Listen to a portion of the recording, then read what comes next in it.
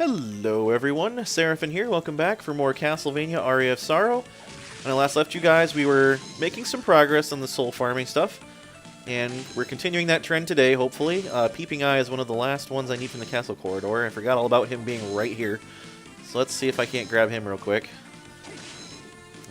Making a best effort, at any rate, to get him real quick, so there's that. Peeping Eye is actually very stubborn in terms of soul farming, so... I was talking quite a bit about last time about other Castlevania stuff, particularly Lords of Shadow and Harmony of Despair. As I mentioned last time, try Harmony of Despair if you're at all interested. I think you can get a demo for it for free on Xbox Live or PlayStation Network. Correct me if I'm wrong, but I do believe you can get a free demo for that game. And again, it's very worth it. If you play the demo and you find that you like it, there's actually... The funny thing about the demo... There's hardly anything to get in the demo as far as, like, equipment upgrades, character progression, but if just that little bit appeals to you, there is much more to do in that game than what's on the surface. So, give it a try. If you're interested, try it out, and please do it. It's great. I'm not suggesting that you should get everybody together and play it all the time, but it's just so good. It's so much fun. Other Castlevania games that I think are fun, besides this one and Harmony of Despair, obviously Symphony of the Night. That's a masterpiece of game design. There are, I mean, I guess of game design, maybe not so much a masterpiece, but the soundtrack in that game is absolutely phenomenal. I have it on my iPod and I listen to it constantly, like when I'm driving or whatnot. It sounds like it was performed in an auditorium, like an opera hall or something, with a full symphony, which ironically, because it's called Symphony of the Night, right? But it's beautiful. It sounds like professionally made classical music almost for the most part, with like a bit of a gothic tinge to it, and it's incredible. So if you haven't listened to even the soundtrack of Symphony of the Night, I highly recommend you do so. And also, Symphony of the Night was, I think, the first Castlevania game that was ever made on the Xbox Live Arcade. So I got it very early on when it came out. Like, I'm talking like 2006, I want to say. The original was on PlayStation 1, just like a lot of the best ones. But if you wanted to get it nowadays, you can get it on Xbox Live Arcade. I think still to this day, I think you can get it. There's a lot of ways to get that game, but holy smokes, is it ever good. And actually, that one probably is one of the most expansive Castlevania games in terms of just how big the world is, because you've got the absolutely massive castle to play through. It's bigger than this one. Like, this map's pretty big. Symphony of the Night's bigger than this. And then, in true Castlevania fashion, there's multiple endings. If you get the proper ending in Symphony of the Night, you get to play through the entire castle again, but upside down. And so it's literally twice as big. And in the upside down castle is where a lot of the really fun stuff happens. And by fun stuff, I of course mean difficult stuff. Come on, Peeping Eye, would you hurry up already? I'm getting like 18 bat souls while you're not dropping yours. Sadly, the bat soul caps at 9. I've already gotten like, what, 5 or 6 just standing here doing this. So having more than... You can't have more than 9, so honestly killing that bat over and over is pointless. That being said, Symphony of the Night, incredible. You play as Alucard in that one, the son of Dracula. The Dhampir son of Dracula, so half vampire, if you didn't know. It's very similar to this one in that Alucard does not use a whip like the Belmonts of old. He uses swords and other kind of things like that. He has armor that he can equip, accessories, that kind of deal. He does not absorb souls of monsters like Soma does. Instead, he has like magic spells that he can learn because he's a practiced sorcerer, apparently. Honestly, a lot of the spells are either really difficult to cast or don't do very much. Some of them are good though. With that being said, Alucard also has access to familiars, like little friends that follow him around. One of which is a sword, like a disembodied sword that just floats around the screen and slashes at things for you. It's really cool.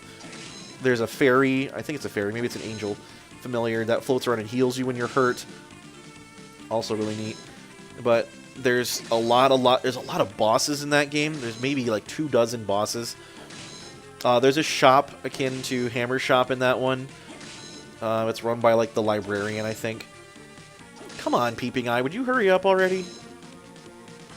This one I always had a hard time with. It just never wants to freaking drop. I'm getting really annoyed by looking at it and blink at me. It's a little annoying. And anyway, so Symphony's great, and it's very long, too. And it's also very challenging. I've beaten it a couple times, but holy smokes is it ever hard. Especially when you're in the inverted castle. That being said, there is a weapon in Symphony of the Night that is rather infamous, and if you... When I first got the Cleave Sullish here, you'll probably... There's a comment on there that my friend Late Night Mega left talking about the most broken sword in Castlevania history, and it is from Symphony of the Night. It's called the Chrysagrim, or Chrysagrim, something like that. It's a one-handed sword, but... So the funny thing about that, you can swing it while you're walking. So you don't need to stop, you don't need to do the jumpy trick that I do with this one. You just swing it while you're walking, and it swings so bloody fast. It swings like 18 times a second or something like that, and it does a ton of damage. So you literally become a walking Cuisinart and just absolutely mulch everything in front of you. Like, even bosses, they can't stand up to it. In fact, you can defeat the final boss of Symphony of the Night with the Chrysagrim in, like, 20 seconds. It's a little bit absurd. So if you want the game truly on absolute easy mode, absolute complete no IQ mode, then just get the Chrysagrim. It's not even hard to get. It drops from a monster that is like a little ghosty thing. I think it's called Shmoo, believe it or not. But it's only in the inverted castle in the library. But as soon as you find that thing, you can just sit there and farm it for like 10 minutes. You'll get a Chrysagrim. You can even dual wield the things. I don't know why you'd want to, but you could. But that's where you get it, and that is truly the most broken sword in all of Castlevania. It is absolutely utterly ridiculous and overpowered. It makes this thing look like a basic combat knife. I'm not even joking. It's a little bit ridiculous. Other Castlevania games that I've played and enjoyed is I have Portrait of Ruin sitting on my desk right now, and I actually haven't touched it. But I picked it up from a used game store for really cheap. That one I'm told is very good. It's traditional and it isn't at the same time.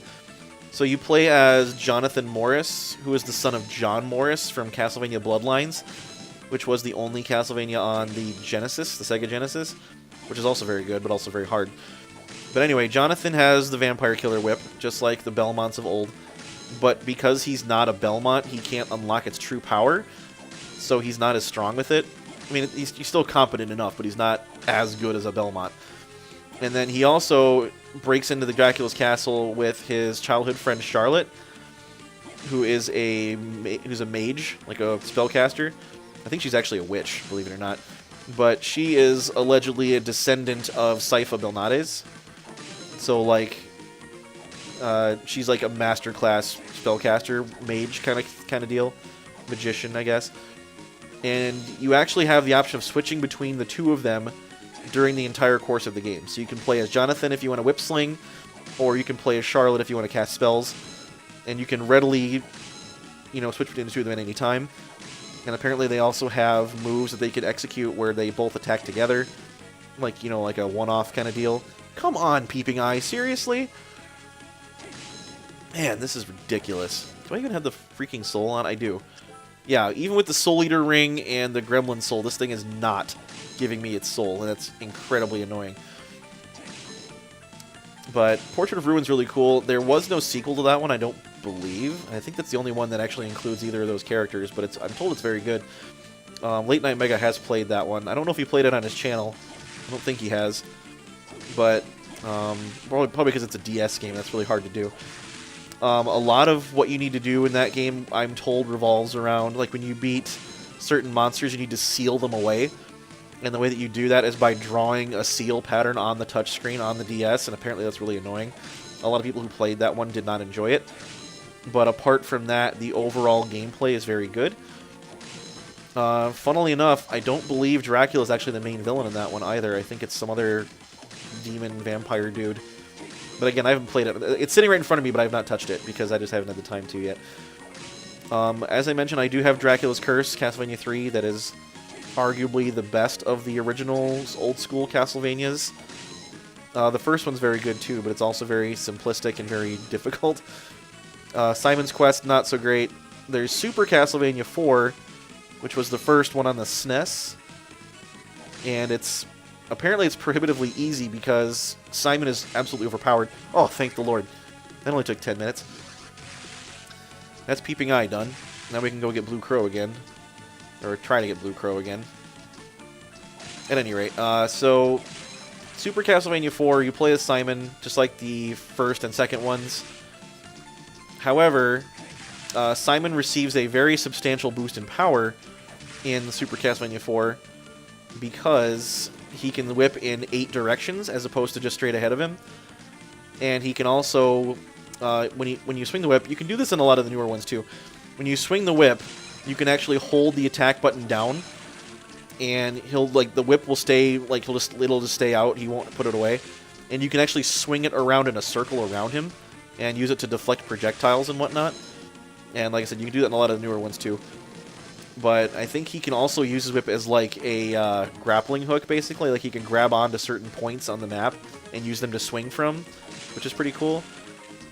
And I think that is actually the first. Well, that particular Castlevania game used mode 7, so like back or texture stretching on the background and whatnot to make it look like the world is moving, but it's really not.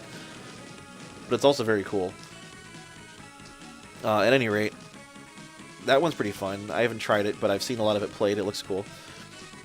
The only other one that I've played personally, besides this one and Harmony of Despair and Symphony, is... Oh, there's Blue Crow. Oh, and Dracula's Curse. I've played that one, obviously, too. But besides those, the only other one that I've tried is... What is it? I can't remember off the top of my head right now. Oh, I remember. So I have the Castlevania Double Pack for Game Boy Advance. That includes this game, and it also includes Harmony of Dissonance. And that one is honestly kind of a forgettable one, really. It's not all that good, in my opinion. I mean, it's okay, right? You play as Just Belmont. I think that's how you pronounce it. It's spelled J-U-S-T-E. So I believe it's pronounced Just Belmont. But anyway, Just is an atypical Belmont in that he doesn't focus quite so much on the whip-slinging aspect of being a vampire hunter, but he's actually a very adept spellcaster.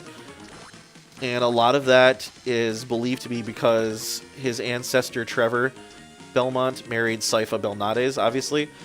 And they think that his magical aptitude comes from her bloodline as opposed to Trevor's. So he's more of a Belnades almost than he is a Belmont.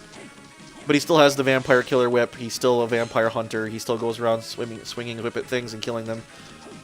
This is the last castle quarter enemy we need, by the way, is the Siren here. So I'm hoping she drops her soul rather quickly.